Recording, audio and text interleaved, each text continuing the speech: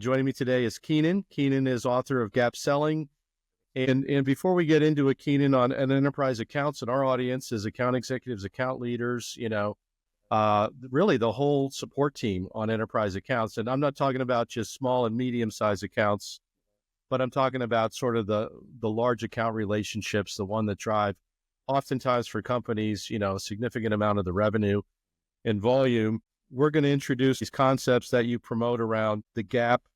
And if you could just give our audience a little bit about the philosophy and the background of what you bring to the table in terms of your approach and the concepts behind gap selling. Yeah, so really simple. I wrote gap selling because I felt that salespeople were missing the nail. They were just missing the point of selling, and they were what I call product centric. They had a product, and they talked all about that product and said how that product could fix certain things or address certain things. But the truth of the matter is, if you really look at buying, and I'm going to take a step back, it's not even buying. When you look at decision making, when you stop and look at decision making, there's a fundamental psychological underpinning. And that underpinning is this: nobody makes a decision to change unless their current state is untenable. Now, what's interesting, what creates a lot of ambiguity in that, and that's to our advantage, is most people don't have all the information at their fingertips when they're about to change. They think they do. Now, in very simple things, they do or not, but generally speaking, they don't have all the information.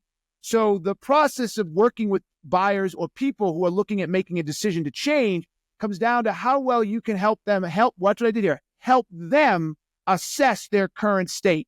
Where am I now? What's going on? What's happening? What's the impact not changing? How does that align with my goals? How does it align with my values? Where do I think I want to go? What happens if I don't go there? Like, all of that is part of how we make decisions. So what I recognize is that what happens is people go through this consciously or subconsciously every time they make a decision. You can't get away from it.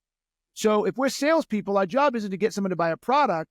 Our job is to help facilitate that change, is to help them with that change. And so that's where the gap came from. It's here's your current state, here's your future state. That space in between is the gap. And if you can't get to that gap, then you really can't influence the sale, because that's the value. And the bigger the gap, the more value there is in changing, and the more inclined people are going to change. Yeah, it's a great concept. And account teams, I've been 35 years in account management, running large scale enterprise accounts. And there's a fundamental problem, we spend 90% of our time on the solution, but only 10% on the problem. And we need to flip that. Yes. And yes. So you get into sort of a whole assessing the problem, and there's a lack of, in account management, these organizations are so large and so big. They have so many problems to address, but there's no real easy way to uncover what those problems are. But even if you do, one of the things that you promote is just spending more time on really understanding the problem, right? So, in a lot of ways, it's sort of like either a doctor or an engineer trying to assess or evaluate what's happening. So because you bring up account management, often enterprise accounts, I'll use that backdrop.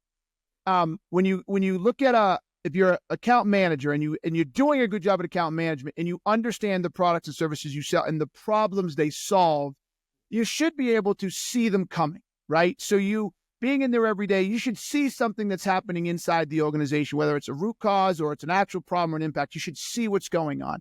And therefore, you should use that as a jumping off point, right? So it's probably going to be the worst metaphor you've ever seen in your life, but it's the one that came to me right away. If I am redoing my basement, right, and my neighbor or happens to work at Home Depot, I'm making this shit up, right?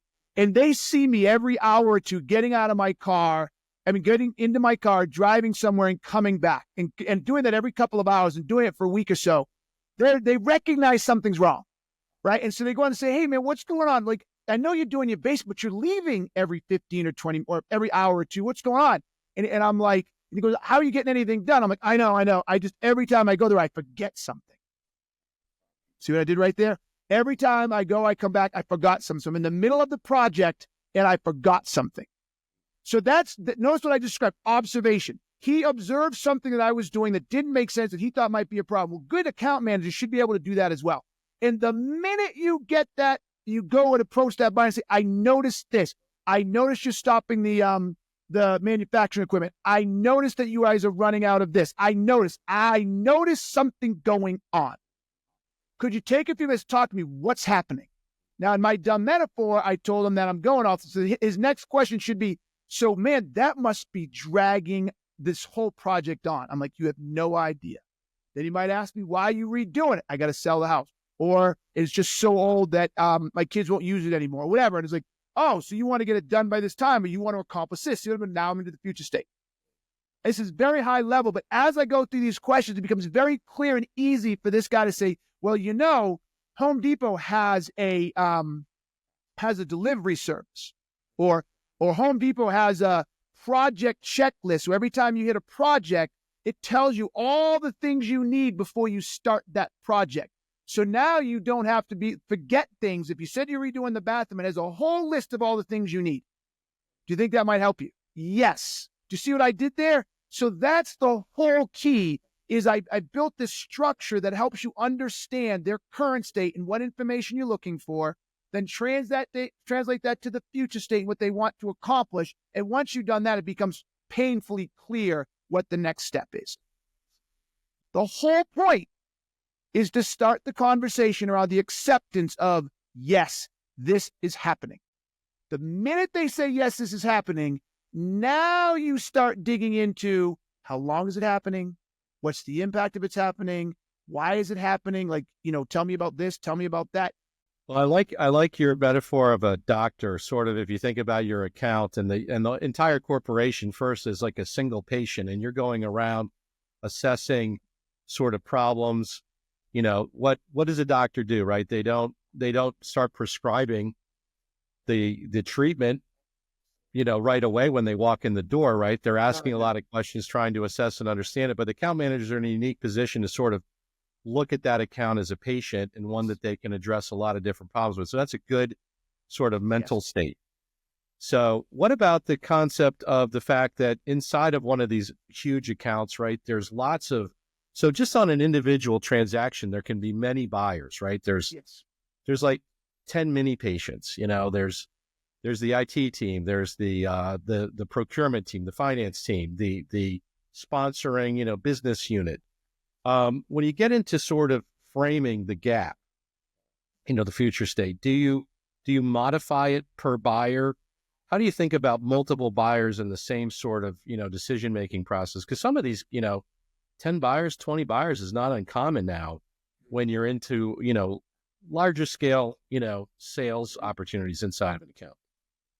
Well, I think the first thing you do is you have to build an account diagram or account buyer matrix, right? Like who's involved and what is their role in it? How many of them are just influencers versus actual decision makers versus how many people can say no but can't say yes? I think that's the one thing we miss all too often, is that there are a lot of people that can say no but can't say yes. I mean, those are the biggest pain in the butt. I think so once you have that matrix and you understand each of their roles, what you have to ask yourself is, how does this problem in sales, we'll go with that, problem in sales, affect IT? What is IT's position, and why would they say or not? Why would they say no or yes, or what are they going to need to see to feel comfortable? Okay. So the first thing I like to do is go to the actual functional group who's having the frontline business problem it's trying to solve, right? And I want to do a full-fledged gap selling so I can assess the cost of inaction. So I'm going to do this whole entire process and get to a gap. And if I've done it correctly within the functional group and the buyers in that functional group, I'm going to have enterprise level. I'm going to have a 10, 12, 15, $20 million, $50 million hole, right? So now when I go to our gap, now when I go to IT and IT is like, look, you can't do this. It doesn't meet our what do you call it? Our cybersecurity standards or something like that. So unless another competitor does, which leave that out, I was like, okay, great. But do you understand that there's a $60 million hole that you're stopping? So help us understand how we can help you feel comfortable so that you can then make sure that you're not in the way of sales. So walk us through, and then I do the same thing, current state, future state. Walk us through what that process looks like and those policies look like. Where is the biggest concern with ours? Can we fix that, or is there a way you can soften up the policies? Can we do other things? So you just go through and figure out, again, right, what their current state is, what their desired future state is, and what is the gap to them within their functional group. So it takes a lot, but you don't do it with every single person. You'll never get the sale done. And then what you do is when you get that functional group piece labeled, I hate to say this, but you leverage it against all the naysayers. So it's not, you're not buying the phone. It's you're not letting sales recoup that $60 million deal, or worse yet, you're getting in the way of sales, missing quota again. And you're kind of implying, do you want that on your head? Because they know it needs to be fixed and they're ready to move. You're in the way of them missing quota again. That's great. So it sounds like, mapping out a diagram, making sure you at least understand the functional departments, involved. You sort of fit the story around each of those, but basically it's the clarity of that current state versus future state. How do you show that visually? Do you encourage people to show like a picture of that, or is it in the form of outcomes or desired outcomes or impacts? What is that, output that works so well from your point of view in terms of selling that future state? What does it look like? Well, we don't believe it's selling the future state. We believe it's selling the gap. And here's why, right? If you look at psychology, and I started this, we believe very strongly that gap selling is based in very fundamental psychological elements. And one of them is that people are driven either at the corest of levels towards pleasure or away from pain, right? Too many salespeople sell the pleasure piece, okay? And marketing's great at selling the pleasure piece. It's like, oh, look, it's a beautiful car. It's this, and everybody excited moves to that. But what we've known is people, I think, are 5 times more likely to move away from pain, right? So when you do gap selling properly, you're actually selling them both. We start with, hey, man, this is what happens if you don't change. And here's the key piece. Everybody listening, please, for the love of God, hear this closely. And I use this statement every time. When it comes to the current state, you cannot tell them what the current state is. You must ask the questions and only record what they tell you. So when you say, here's the current state, Dave, right? You then say, you told me that you're missing quota by $5 million. You told me that only 60% of your team is above 50% of quota. You told me. You see what I'm doing here, Dave? I'm not making it up. I'm not suggesting. I'm not comparing it to other people. You told me. And therefore, if you don't change, this will continue or it could get worse. Then you say, but you also told me ideally you'd like to get to 110% of quota. You want to do that because you just got bought by a private equity firm and they have the expectation of an exit by 2027. And if you don't get these numbers up, they don't make that exit. You also told me, right? See what I'm doing? So we can get you there. So what I've just done is I've taken you through the pain and the pleasure and put it together. Yeah. And then it's your world. Right. Sorry, go. Emphasizing the pain. And one of the things too is these large deals, we see this all the time in account management, but the context of the situation changes too. Yes. It's almost like there's an environment around the buyer, right? And so they're faced with new challenges and evolving situations and new things happen. So I call this the relevancy gap, but it's kind of like if you don't stay on top of those changing contextual factors along the way that are affecting the buyer, you're not as relevant as you would be if you were aware. And clients really appreciate that. I mean, you can tell the difference when a buyer knows that someone is trying to help them solve their problem, genuinely help them solve their problem. And that's what builds trust. And, that's a key thing in account management, right? Yeah, I think you hit something interesting. And because we're talking enterprise and particularly account management, but enterprise in general, the larger the enterprise, the more complex the solution or the sale, but those are usually, in my opinion, attached. You usually don't have complex sales for simple solutions, vice versa. Something happens, and I'd like to do some more work on this and maybe even consider writing a book with a psychologist, but I got too much in the work right now. A level of irrationality enters the equation. That is why enterprise deals are so difficult, because most of us like to operate from very clear, rational situations, right? We're losing $1 billion. We know why we're losing it. We better fix it. They're going to fix it. They're losing $1 billion, but yet they never fix it. It's kind of like government, right? They know that they're in trouble. They know things aren't working. They know, but getting them to actually move to fix it, make the investment, make the decision, etc., becomes flooded with irrationalities. What if there are other things that we should attack first? What if this doesn't work? It could be my job. What if we make the wrong decision? Right? What we didn't get the right people on board. So even though we think it's going to work, we'll be blamed. We'll be blamed if it doesn't work, even though Tom was the one who made the decision. You see what I'm saying? There's all kinds of this irrational thought process environment going on that undermines the rational decision, and that changes the game because you can't manage irrationality. Yeah, that's a great point. I think it's sort of like a storm around the whole thing, and you have to be patient, on these bigger deals, right? As you watch them evolve over time. That's part of the issue, and part of the problem is just the changing conditions on the ground, and then weighing that in. I think to your point, mapping out the requirements in detail, but also tracking and monitoring the different shifting because again, it's an opportunity to show up and be relevant in the context of what's happening to that buyer. Let's just flip to the mindset. So why is it so hard for people to adopt problem-centric sort of selling versus product-centric selling? Well, it's kind of like, we used to use this word productitis, but it's sort of like, everybody has it, and, you can keep it sort of at bay, but it can creep back in, right, as almost a bad habit. And so, talk a little bit about your perspective on that, and how you how do you embrace problem solving for life? Because I would bet that the best account managers are the best problem solvers. 100%. No questions asked. I would argue the most successful entrepreneurs are the best problem solvers as well. So I think there are multiple reasons. I will try to keep this short and just kind of touch on them, and you can dig deeper if you prefer. One of the main reasons is, I believe, the sales culture.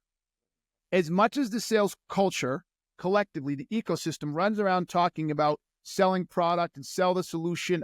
Sell the problem, sell the solution, et cetera, et cetera. It's just look at the behaviors. It's not there, right? No one has the patience for it. And sadly, even those who really believe it don't really understand. It's going to be another one of my crazy metaphors, but I really play football. It's most important. And we're playing football. But then I go in, I'm like, you're not playing football. You're playing rugby.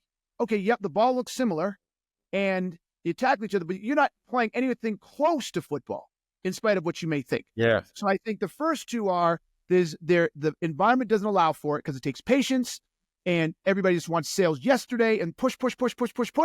Secondly, they don't even really understand what true problem-centric selling looks like, and so they've bastardized it. They've messed it all up and think they're doing it, and then they pass that nasty stuff on to the people they coach, and that person grows up and they pass on to the next person. That's the first two.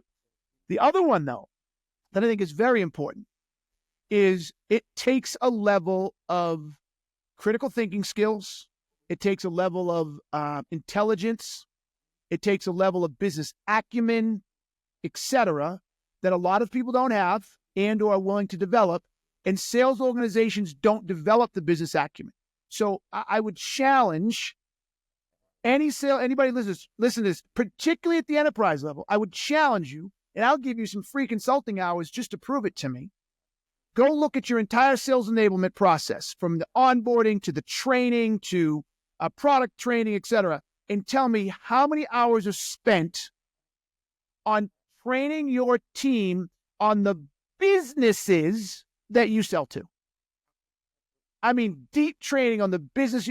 Who are their customers? How is their product used? How is it taken to market? How does it integrate with other parts of their organization? How does it integrate with the machines? What happens when it's not working? How does it affect cash flow? Like, literally step back. And I could do that. That's why we're so good here. I could tell you exactly how a sales organization is top to bottom, how they work, how they integrate, et cetera, et cetera. The average person can't do that. If you can't do that, you can't go and ask questions. You can't be a problem solver if you don't understand the environment of which you're trying to solve. I could never be a problem solver for trying to fix a yield of corn because I have no idea.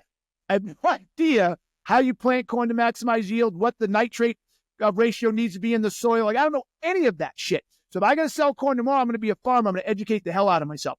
Sales organizations and companies do not educate their salespeople in the businesses of which they sell and their products make a difference. And finally, they do not teach them the business acumen on top of it all. So, of course, you're not going to be able to problem-centric sell. Well, I think that's such a great point because these, a lot of these large enterprise companies, they have enterprise client groups or a strategic account team or some kind of diamond account group, but that should have its own culture. That should have its own sort of 100%. Set of tools and process, because it's a lot more about that prescriptive problem solving over and over and over again. Because I've seen incredible success at these large accounts when you have somebody that's good at this. They can pull out hundreds of deals in a year systematically over time, and it's because of the trust, and the trust comes from that relevancy, and that relevancy comes from the knowledge, the business acumen, the understanding of the role, right? And that comes from insights and really having a deep dive. So you're not training on the product, you're training on the client's business. And you're basically educating the account team on that business. Yes. And you're evolving that trust. And when you have that trust, big companies will come to you to solve problems without RFPing any of that. Yes, They'll they just will. trust you to solve the problem. There are too many things to deal with, too many things to solve. So I really appreciate that point. I think people conflate these two worlds. They just apply sales training right into the enterprise accounts and reinforce this transactional behavior versus rebuilding relationships. And I wanted to get into that now because, sales transactions are different than account relationships. Now you could say a big account is the sum of a lot of sales transactions, but it's more than that, isn't it? I mean, as you evolve that trust, you win bigger deals. You become a more strategic partner. You see some of those announcements where, a company and they announce $1 billion partnership, or you don't get deals like that done without an incredible level of trust and mapping of value between the two companies. So the relationship has an opportunity to evolve, right? From transactional sales to prescriptive selling, as you pointed out, really solving the problem, even beyond that to strategic partnership levels. That design, talk a little bit about your perspective on how, it's like basically you're just increasingly addressing a bigger gap, right? I mean, isn't that? I would say a bigger. I would say you're getting good at identifying multiple gaps and putting them in the appropriate prioritization of the appropriate boxes. So, I think what it comes down to again is consider it's the right word. It's just overplayed. Consider yourself a consultant or a trusted advisor, right? So it's absolutely the right word. It's just so overplayed. It really bothers me because it's become so trite now. But regardless of that, your ability to build relationships on credibility, that is the key piece that I think everybody misses. And I don't think buyers even create the opportunity for many people to position themselves as these true trusted advisor consultants because people have screwed it up so often. They've sort of opened the door for that and then they just end up screwing it up. But the best ones earn that credibility one deal at a time because they offered the right solution with the right we'll call features or functions that addressed the actual problem that person was having at that time. It allowed them to reach the desired outcomes they were looking for, etc. So it worked. And then they do it again. And then another time they come and say, look, I don't think we're the best fit for this. Based on what I know about this problem and how you've described it, I'm not comfortable doing this. I recommend you go over here, and here's why. Do you see what I'm saying? At another point in time, the customer says something like, well, I don't think we're going to go with you right now. And you're like, okay, I understand it. But based on what I heard from you and my understanding of the problem, I'm concerned with this. Like, oh, that's a good point. Didn't think about that. So now you're back. The longer you are, let me start this way. The more you understand at a functional level and then cross-functionally, and then eventually the whole org. But if it's a multi-billion-dollar enterprise, you are never going to understand that whole organization horizontally. You're never going to. So stop trying. Stay within the groups and areas you can make the biggest impact, right? And as you continue to deliver on their goals and objectives through your solutions, the more credible you're going to become. And then the more they're going to look to you for more help because they trust you. They trust that if you make a solution or you offer something or you do something, it's in their best interest, not yours. And we struggle with that. Just look at internal cultures of sales. It is driven by the sales team's objectives, not the buyers. Right. That's such a great point. And I think for account executives, the best account executives, not only being good at problem solving, but they also have to take all this information, these requirements, as you talk about, this knowledge, and they got to share it back internally with their team, because accounts, buy from the team and their trust of the team to deliver on top of the problem solving sort of matchup and fit. Right. It's sort of, it's not just a seller now. It's like the team's ability to be relevant together as a team. And nobody teaches account teams how to team. They don't teach account teams how to work together, how to, be, one single unit and aligned on the same page and match off with the right people. It's kind of it's easy to do a military analogy like special forces, but it's like that teaming side of things. It's really the account executive at least share the knowledge back with the team, keep them informed and up to date so they're relevant too in those day-to-day conversations. Doesn't that play a role? It absolutely does. And even though you didn't bring this up, it's a big part, depending on what you do. It's a big part of account management. And a massive hole. It's a massive hole. Just think about all the accounts and everybody listening, think about any time you've worked with a customer and you have a customer success team, called customer account management, customer success. There's another CS they call customer service, right? Whatever it is. And your job is to help the client use, maintain, engage with your product or service. You see it a lot in SaaS, right? So you sell the SaaS and then your customer success team comes over and they have these quarterly meetings. You know what I'm talking about? Where they talk about. Yeah, the QBRs, right. Yeah. Yep. The majority of these QBR, I'm going to say majority being nice, but every QBR I've ever been in from a customer success side talks about the product, if they're using the product, the frequency of using the product, and they use it to talk about other features or functions that the buyer's not using. Sound about right? Yes. Okay. Particularly for software companies, yeah. Yes, very particular. Here's the problem. If you properly gap sold, then you should have known the current state, problem, impact, root cause. You should have known the desired outcome of the future state, physical and literal, future state, problem solved, etc. Right? You should have known all that. So in a real world customer success environment, every quarterly business review should start with, okay, Dave, when we started this 2 years ago, I'll just do this, 6 months ago, you were at whatever the metric was. You were only at a 20% XYZ. Okay. And that was costing you $17 million a year in lost revenue and whatever, right? And widget expense. You bought our product to solve that. Well, since then, we've instituted the product and we've seen a 5% increase in that. So now you're at 25%. Now, we know that you want to get to 60%, but we're heading in the right direction. Your team is using this part of our product, and that's where we've seen this bump. But we noticed that only 7% of the team is logged in. We noticed that this other feature we told you is critical to getting to this goal is not being used at all. So we'd like to set up a meeting to retrain everybody again because we're concerned they don't understand. Because to get from that 25% to the 60% in 2 years, we have to get your team comfortable with this. Do you see what I'm doing right here? I'm literally making the reason you bought the product the center of the conversation, not my product.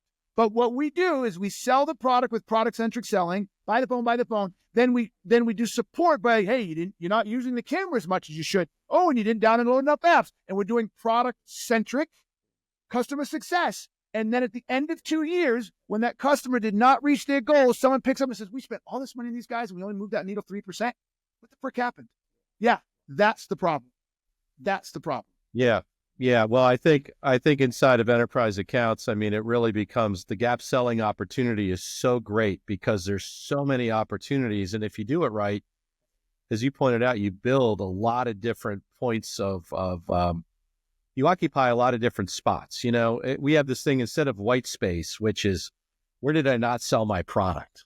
Right. We talk about blue space, which is what are all the problems a client wants to solve, and why don't I go focus on that view of it which is the reverse. I should just go in and go into different problem areas and solve those. There's a lot more problem areas to solve than you even have products. So Yes. I think, it's sort of flipping that around, but if anybody should be embracing this concept of gap selling and working this way and making it customer centric, if anything, right, lead with the customer's point of view.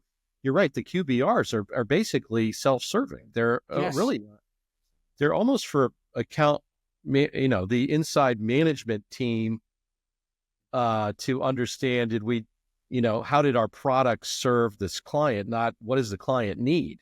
And this is a cultural problem. What is the client trying to accomplish? Let's move away from that term need, right? We do that. What does the client need? No. What is the client trying to accomplish? An old school Stephen Covey, right? Start with the end in mind, right? Yeah. And the outcomes aren't the focus. It's the task list. You've got some really interesting statistics, I think, just on buyers themselves, like their own ability to even solve their own problems, or even to know what their problems are, or to recognize, when they should be acting on a problem. But, there's one quote somebody said to me once, that like 85% of CEOs don't think their own companies know how to solve their own problems. So they want people to help them solve their problems. Yes. That's the point.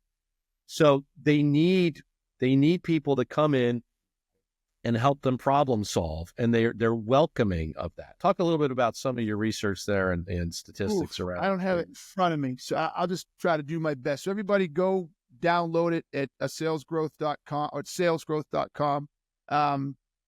Download it. It's the How Buyers Want to Buy survey. But some of the things that jumped out at me, and I'm telling you, I'm going to mess up the numbers so no one lose their business, is that something like 40% of people or 45% of buyers rescope the problem after they start the buying process. So that was one that shocked me. So what it tells you is they go in and they think they need something, or they're looking to buy something, and they haven't even properly scoped the problem before they even started. They're like, it's sort of like me going back to Home Depot. Yeah, right? Over and over. Yeah. Over and over again. Like, I don't understand the problem. I haven't tried to fix it. So that's the first one. So I thought it was fascinating that these buyers are running out there trying to buy products and services. They have no idea what they're trying to fix, or they haven't really got a good understanding. Yeah. Another one is the average rescope, once they do figure it out, is anywhere between 3 and 5 times. So that old school adage that has stuck with us forever, a buyer's 70% 70% through the buying process by the time they reach out to a sales person, they may think they are, but they're not, because they have no idea what they're trying to solve for, right? I mean, other statistics that jumped out at me is I think 50% or 60% of people actually have bought something from somebody they didn't know they needed. I love that one. It's like, I didn't even know I needed it until I met a salesperson, so this is fantastic. So it's filled with these types of statistics that paint a picture of what buyers want from salespeople. The big thing that came out collectively was buyers said they want 3 things. They want salespeople who understand the problems they're trying to solve, what they're trying to accomplish, and an understanding of the product. In that order, product was third in almost every category when it came to what did they want from a salesperson. Product was third, which makes logical sense, because if you're pushing a product and you don't know the problem, impact, or root cause, and what you're trying to accomplish, you lose credibility, because why are you trying to sell me this, right? So I think there was a lot in there that really highlighted that salespeople need to change and where they need to change. And so anybody who cares enough, who runs a sales org, it's a blueprint of how you should structure your sales org. Yeah, I think that's when you're on the selling side, you don't think about the fact that the buyer needs guidance. They need a trusted advisor. They're looking for ideas. They want insights brought to them, and it's going to change, right? Their buying situation is going to evolve, and they're going to learn things. And if you're there along the way, you earn that right. But there is a payoff for businesses, and I agree with you. These businesses are way too sales centric, and they're not looking at these. I call it the invisible pipeline, but there's this huge amount of needs that can be solved at these large enterprise accounts. And that's just the global 2000. They spend half the globe's money is spent by the top 2000 companies in the world.